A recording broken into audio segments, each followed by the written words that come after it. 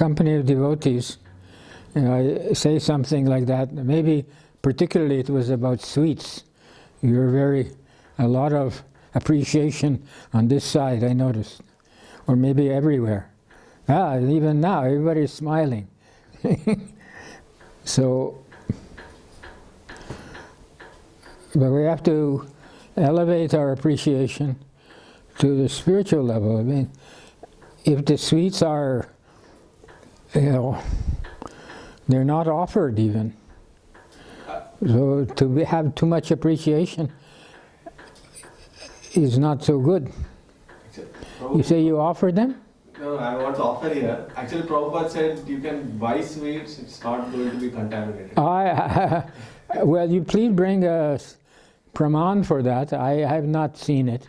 I don't say it's impossible. It's possible, but I've not seen any. Somebody asked Prabhupada, one Mataji asked. But fine, bring me the Pranam, where it's written.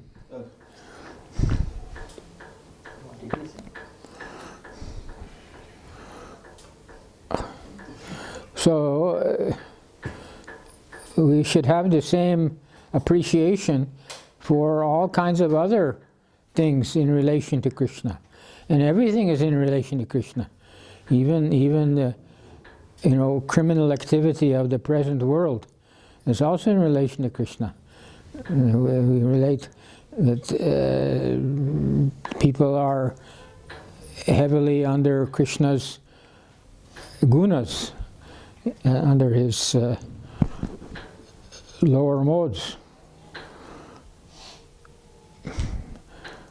So when you have the same appreciation for anything due to seeing everything in relation to Krishna, that's Krishna consciousness. So then it's very nice. So you have to develop your appreciation of all kinds of things. If you're cooking, then you should develop your appreciation of, well, this ingredient, this is factory made, and it's got so many ingredients, so many chemicals in it, and so much printing on the package, and it's being made for, profit, not for supplying people with some necessary nourishment. Then we should have that discrimination, you see. And that is also, if you have this discrimination, depends on intelligence. So that intelligence, that is also Krishna, and we appreciate. So when you become advanced, it means you see everything in relation to Krishna. Sweets and cooking ingredients and world affairs and dogs barking and rain. You see everything in relation to Krishna. Then that means you are a devotee. So to be then other devotees, they are happy to be in the association, in your association. So there's, what is that verse? Ramanti cha, discussing amongst themselves. It doesn't have to be high level discussion. Like somebody today, I got a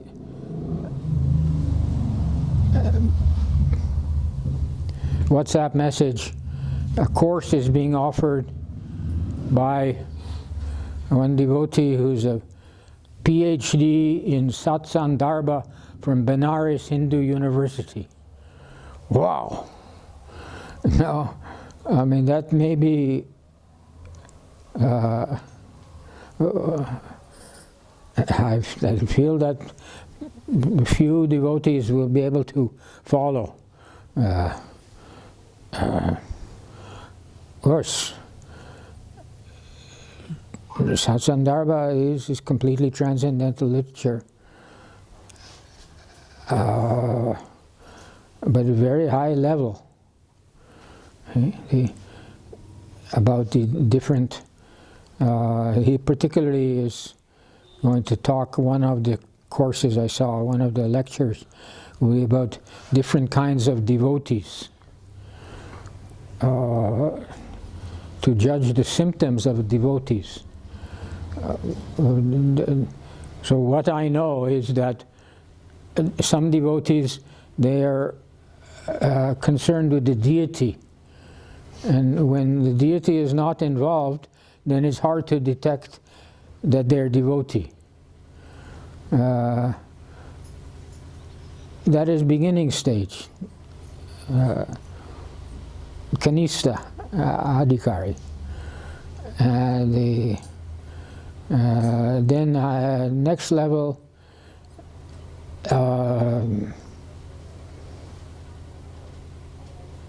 they are Madhyamadhikari. What is the characteristic of Madhyamadhikari?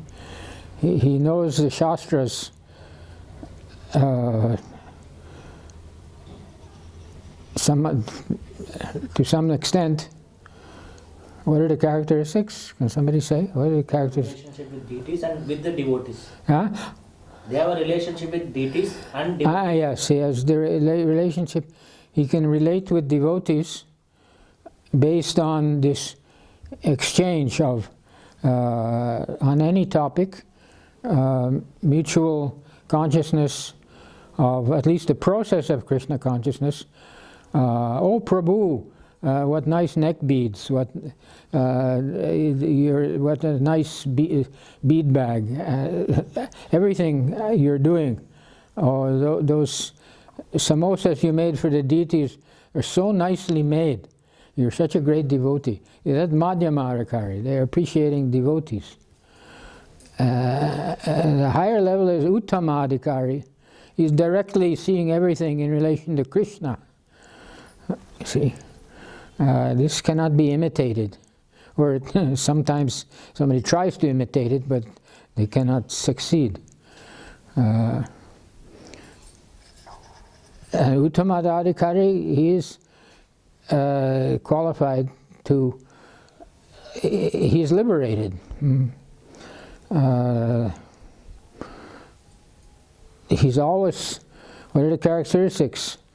He's always thinking and always speaking about Krishna, always preaching, always trying to increase people's consciousness, spreading Krishna consciousness. He's always thinking of Sankirtan, that is Uttamadhikari. So he is qualified, he's qualified to be Guru. He is Guru. Whether or not he is recognized, that's another issue. But he's in that Guru Varg. He can liberate you because he's on the liberated platform.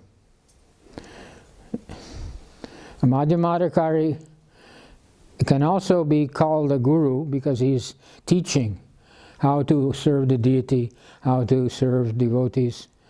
But he is still on the material platform, so he cannot liberate you. He can help you make progress. So these things, I don't know what this course is going to be, but maybe if somebody would like to join that course, you indicate, I'll send you the link and you can join that course and tell me what is going on. Who has time? Who is not working in IT? Everybody is working. You can join? Yeah. Ah, you're on holiday, on leave. I'll send you the link. You remind me. Then you can tell us what there is.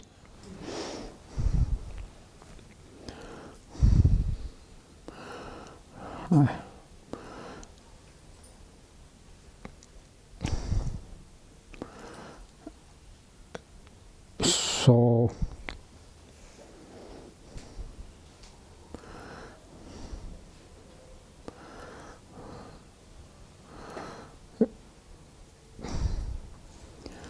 this is something about the process of Krishna consciousness that everyone who considers himself to be devotee understands the different levels, and he should be able to recognize his own level, and he also sees the non-devotees, and he has concern for them, and he thinks what can be done to elevate the people of the world. They're generally in ignorance, under tamas, under the influence of tamas gun, and they are suffering like anything, because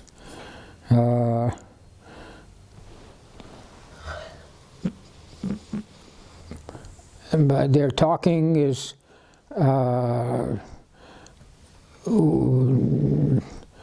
without understanding their own position or others, so their talking is violence. It's just like,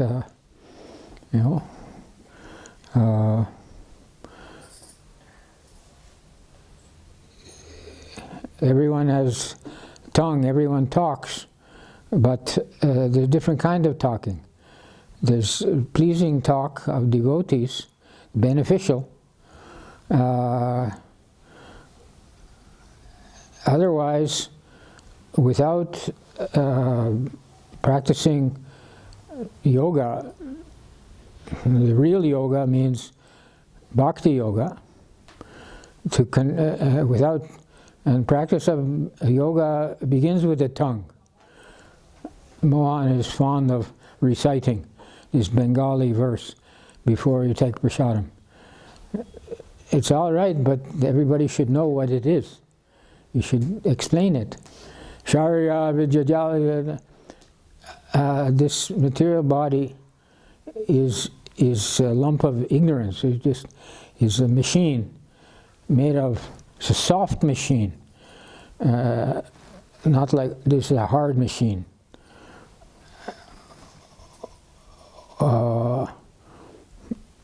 Even this is a machine. There's a hinge here. It's hard. The material body is soft, made of soft chemicals. It's a machine. And is made of senses of perception and senses of action. With my eyes I'm seeing, with my tongue I'm talking, with my hands I'm messing about here. This is all senses of action, senses of perception. But in the material world, there's no intelligence guiding this action. So can there be any benefit? No. It's all harmful. So that's why, you see, society is degrading. The teacher is teaching something bogus, something false. The politician is talking something nonsense, lies. The businessman is, you see advertisements for computer components and software. She knows. What do you call your work? Writer. Content writer. Huh? Content. How can you write without content? If you're writing come now, that's content also. But she's writing that this, if you put this input at this number of gigabytes, and the transfer rate is this and that, this is the best product for you, isn't it? it can be explained simply that our product has more gigabytes than any other, so buy our product. But maybe it's not. Maybe it's made, in some factory in China where the quality control is not so good, and your device may fail. That she doesn't talk about. So the point, the idea is that all talking that's not in relation to Krishna is not beneficial, is subject to fault. It is by definition faulty, because it is not in relation to Krishna. Everything in the material world is matter by its nature is inferior. It deteriorates, and everything in the material world is inferior. So unless you're hearing a pure devotee doesn't mean that he doesn't have, he doesn't have to take a bath. His skin also perspires, but he has no material desires. So hearing from him, you're not going to be misled. So, except for pure devotees, whatever you hear in the media,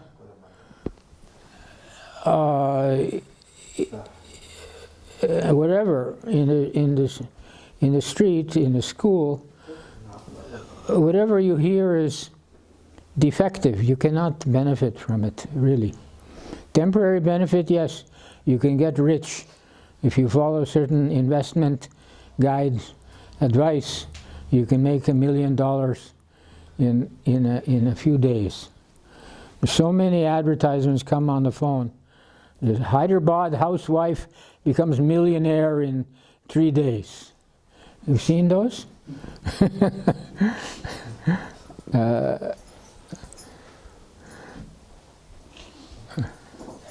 But they don't say that 1,000 Hyderabad housewives become beggars in 3 days. That they don't tell you.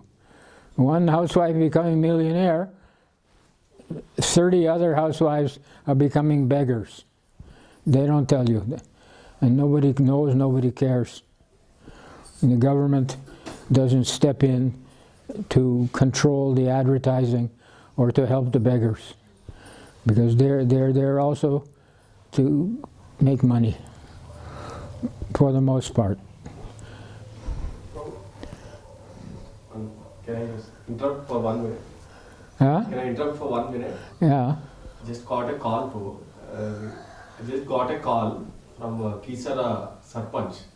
From? Kisar, his village is there, just here. Kisara. There is some village name. Oh. Kisara village is there. Prabhu. Oh. So he is asking for our Rath, for conducting Rath Yatra. For, So that you can talk to me later. I mean, You tell him to call back. Huh? The point is, he wants to conduct another deity's Rath. Another deity is Lord Sritaram. He wants to install another deity. On our Rath, he wants to conduct Lord Sitaram's. It's all right, but why interrupt my talk, eh? Can it be done or not? He is there online. He's watching me, listening to me. I don't understand why you. No, I'm saying that the answer will go on this video. Later on, it will be recorded. That is the reason. That you can tell me after.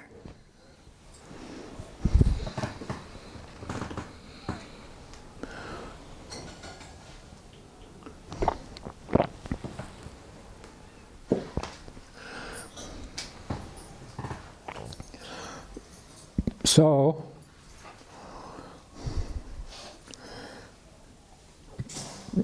as far as practical action, what am I advising? What is Krishna advising? He's not advising. He's instructing. Advising. Bhagavad Gita is talking to Arjuna. Arjuna, not an ordinary fellow. He's his friend. So he tells him, become my devotee. See? I can't tell people become devotee because they don't know what is what. They think Krishna is some idol, some doll, my grandfather used to. They need to be educated. So we don't tell people, become a devotee. We tell people, you come and learn. You read this book. That's what we tell people. Even it's difficult to read a book even because they have no idea of the subject matter.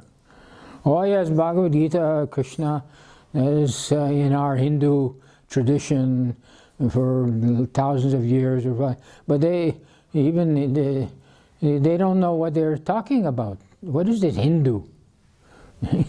We're not Hindus. They have to be given a proper orientation to what is Bhagavad Gita. When I went to college, the university, they do things professionally. If you join science faculty, then you go to the registrar's office, and there's a book, like a telephone directory, they print every year with a paragraph about each course. In the science faculty, there's 100 courses.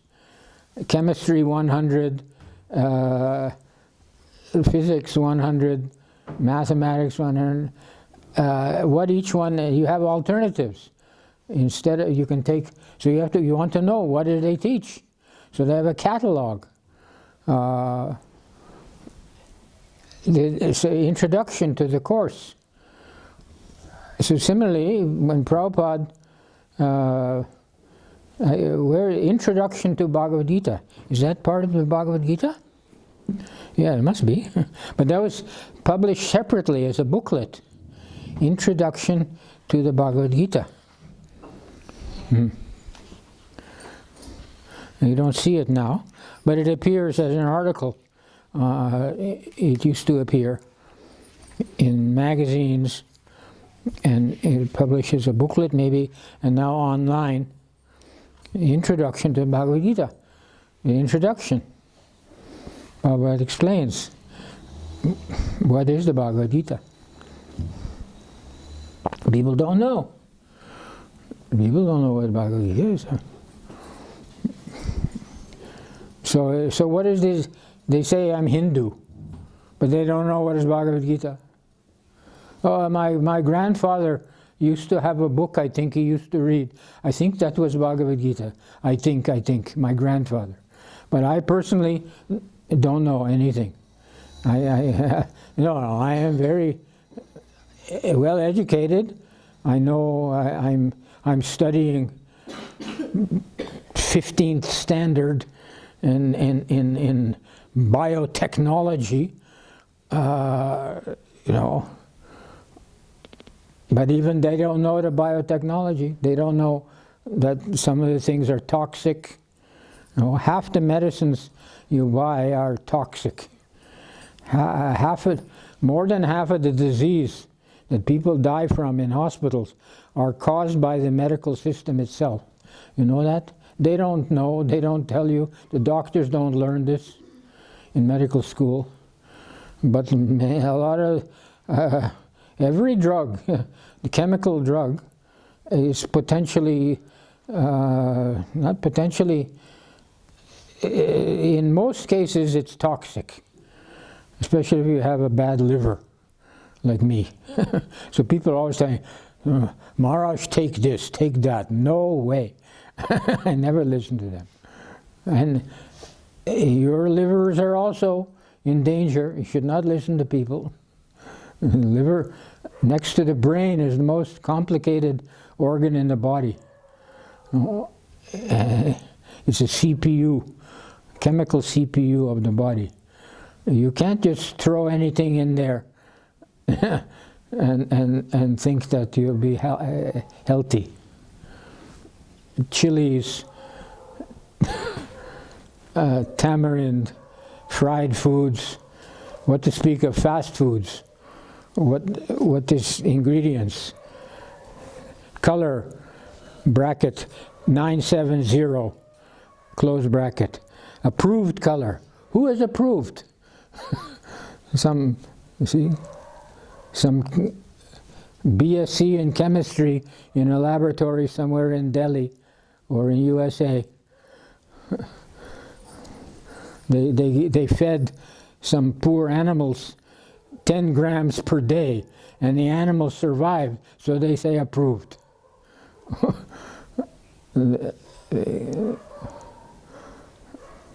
You see the packages, you buy something, the whole tiny print, you know, approved color, approved flavor,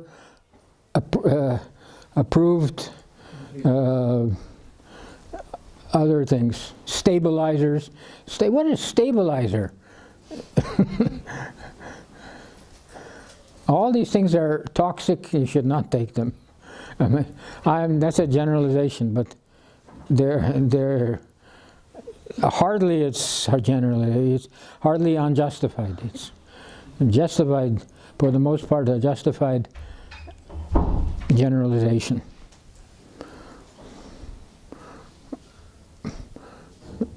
So you are studying in 23rd standard. What is that education? The real education is given in Bhagavad Gita. Tribir Gunamayi, what is that? Rise above the material modes, Arjun. He tells Arjun, you rise above the modes. So you have to learn what are the modes. What is this modes? You have to know what is the modes. What is tamas, what is rajas, what is sattva.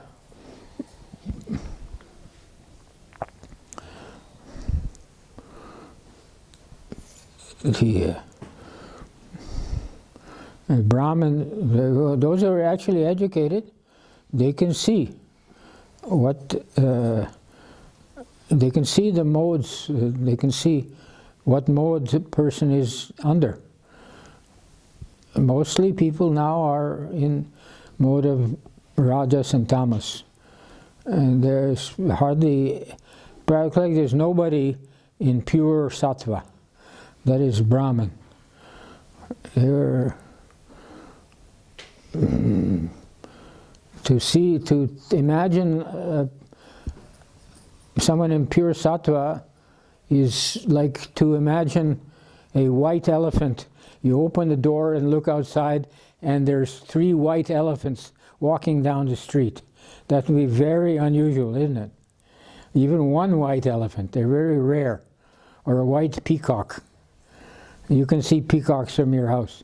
If you see 3 white, I don't know about peacocks, but they're very rare. So to see 3 of them walking on your street, that is similar to the likelihood of seeing someone finding somebody in pure sattva gun. There's nobody. Oh, the gunas are mixed up in us. So we have to recognize. So I was looking one verse. Actually, I thought I would speak on this verse. Okay, now I've come to it. Hare Krishna, Hare Krishna.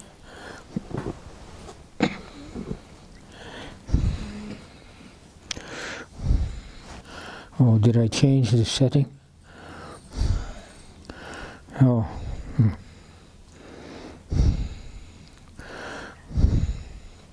No, this is, I didn't put the marker. Somebody knows which verse? One who is temperate in the matter of eating, sleeping, work, and recreation can rise above the modes. You know? Anybody knows which verse this is? Bhagavad Gita?